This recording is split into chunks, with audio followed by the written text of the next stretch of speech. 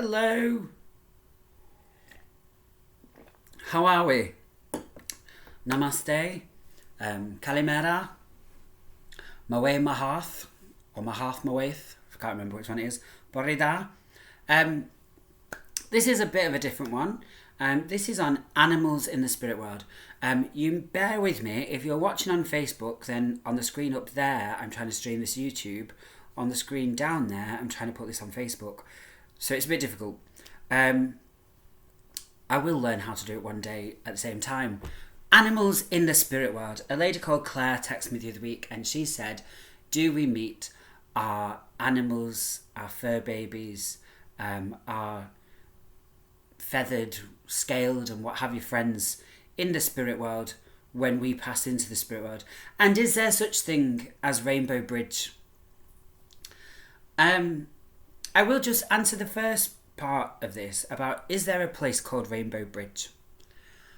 And I will say, first of all, I am never a believer in the idea of places within the spirit world. I believe the spirit world is just one big body of energy, and any places we may experience within those bodies of energy, we do so because we need to. But is there a place called Rainbow Bridge? The simple solution? Yes, there is. There is a place. Somewhere out there in the edges of the universe where the material world and the immaterial world touch one another, there is a place. And as you move from your material self into your etheric self, you will pass through what I call the rainbow winds. You will pass through a piece of energy, a wall of energy. Some will refer to it as the veil. And as you move through this veil, you will be surrounded by colours and lights and what will feel like a rainbow made of winds and emotions, and you will feel these things moving across you as you move from the living into the other world. Simple. If you look back into the ancient legends, the rainbow is a promise made by God in the Christian faith. But in the Viking religion, there is a god who was dedicated to the idea of Rainbow Bridge. Rainbow Bridge is a very northern European, a very Viking piece of myth. Rainbow Bridge's real name is the Bifrost, the bridge that links Midgard on Earth to Valhalla, to Nordheim, to Jotunheim, Avenheim, etc. The 9 realms of the Viking gods joined together by a bridge made of rainbow light known as the Bifrost, what we now call Rainbow Bridge. This Rainbow Bridge was watched over by a particular god, and if you're any fan of the movie Thor, if you are a fan of Marvel movies, you will know the name of this god. He is played by Idris Elba, if I'm not mistaken, and he is called Heimdall, the god of the Rainbow Bridge, he of the far-seeing eyes. As a medium, working for 7 or 8 years, have I had communication with animals from the other side saying they have been reunited with their loved ones, saying they're reunited with their animal friends and family? Absolutely. And when you pass away into the spirit world, amongst the very first things you will see will be a plethora of dogs and cats and horses, birds, iguanas, tortoises, any number of animals that you have looked after, cared for, loved. They will be amongst the first beings to greet you in the spirit world. And I cannot wait on my day of passing when I stand on Rainbow Bridge. And I will see my nana, I am sure, and my mum will be there, I am sure, and any other of the people I have loved will be there, and I will greet them. But I know for me, one of the happiest moments of my whole life will be seeing my dog Hector, and my dog Hudson, and Bryn, and Bruce, and Bella, and Casey, and the numerous cats and rabbits and birds I have known over the years come flying to greet me and welcome me into the arms of heaven. I know for my mum that when she reaches the other world, when she crosses the bridge made of rainbow light, that the first thing she will see is a sandy-coloured horse named Samuel, and no doubt his brother Jasper and his brother Spirit and Tosha and other horses who she has known over the years, because horses are her thing. And my mum, I am sure, when her time comes, will stand on the bridge made of rainbow light with Epona, first of the mayoresses, sat waiting with her herd of horses, ready to run and run across the heavens. There is a place made of rainbow light. There is a bridge that unites the two worlds. There is a place where animals move with us into the spirit world. And I cannot tell you the amount of communications where old ladies have come with scruffy dogs sat on their knees and budgies twittering away in the background, goldfish, hamsters that have died under peculiar circumstances. And I will just say, mediums suggest that some mediums, not all mediums, good mediums don't do this, bad mediums do this. And there are bad mediums. Bad mediums do this. They say, obviously, I cannot talk to animals. I say it as a joke. And then I go on to do it. They say, I can't talk to a dog. I can't talk to a horse. I can't talk to a cat. You can, you know. You can talk to horses. You can talk to cats. You can talk to dogs when they connect in the spirit world. If you want a reading from your dog, from your cat, from your horse, from your parrot, just invite that animal to come into the energy and they can communicate. So long as the medium is willing to communicate with the animal, then and treat that animal as a person. There's a reason why it's difficult. There is a reason why it's difficult to communicate with horses and dogs and cats and birds, etc. And it's not because of their language. Because if a dog loves you, then it loves you. Just like you love it. If a cat cares for you or dislikes you, then it cares for you or dislikes you. Just like you may care or dislike it. The feelings that animals share with us are much the same. Love is love. Hunger is hunger. Joy is joy. Happiness, happiness, blah, blah, blah, blah, blah, blah, blah. You get the picture. It is possible. I did notice this recently. When communicating with dogs, one thing that is difficult is their interpretation of time.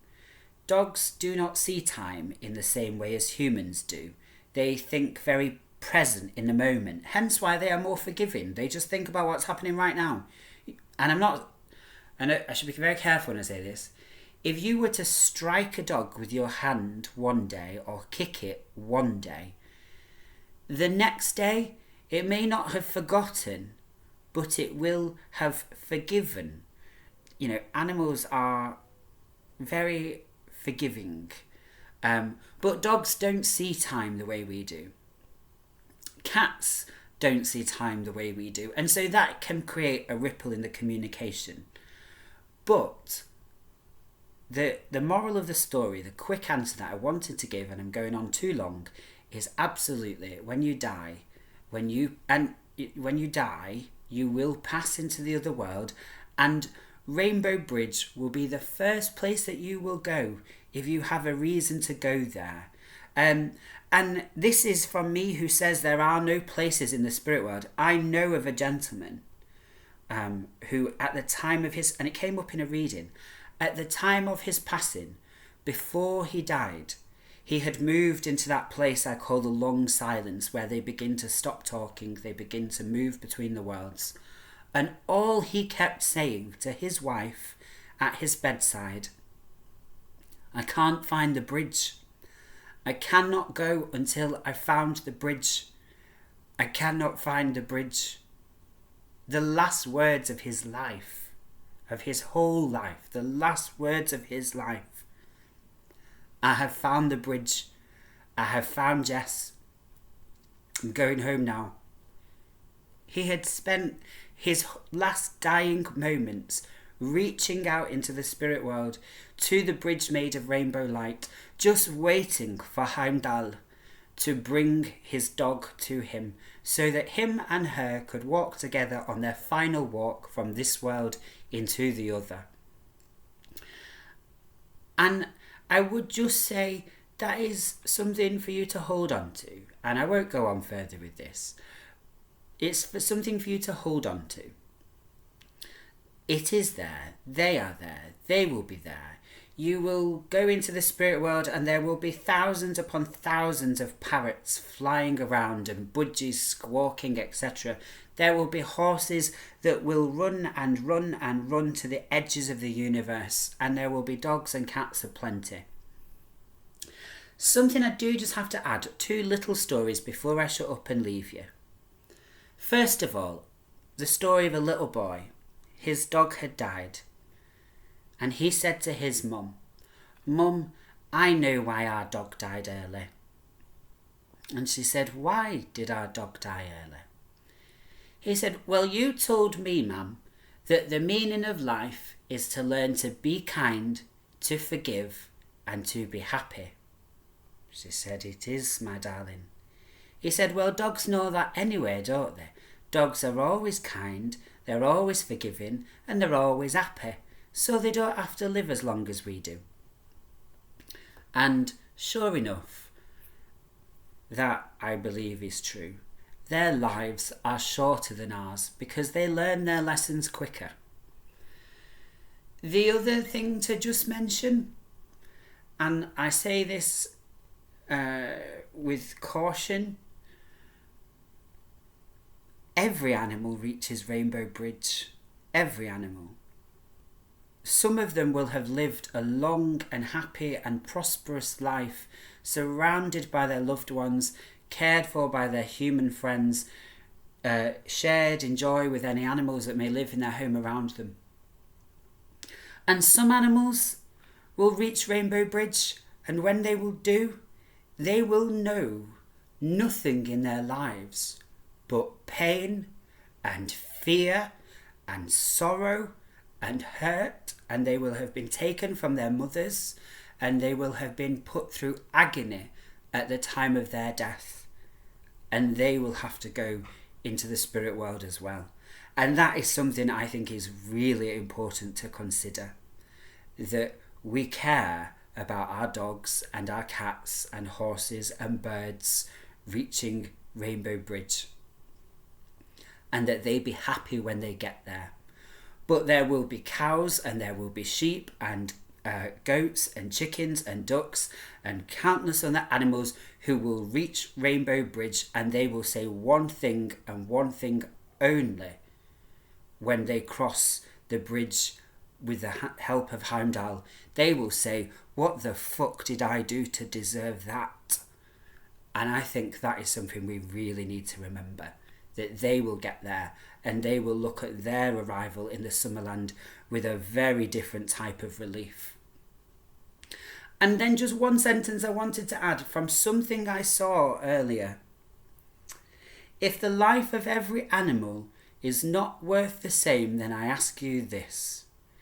If you saw a cat hunting a bird, would you save the bird or would you let the cat get fed?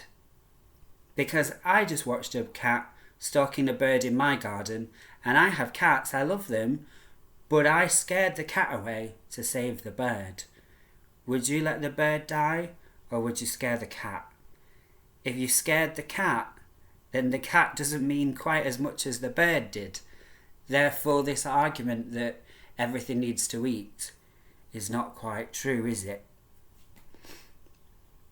Anyway, my friend who sent me a message earlier, I have asked people to say prayers for Jacob, an 18-year-old dog who is going to move into the spirit world shortly and be, I'm sure, guided by his friends and family into the afterlife, and he will no doubt wait for her.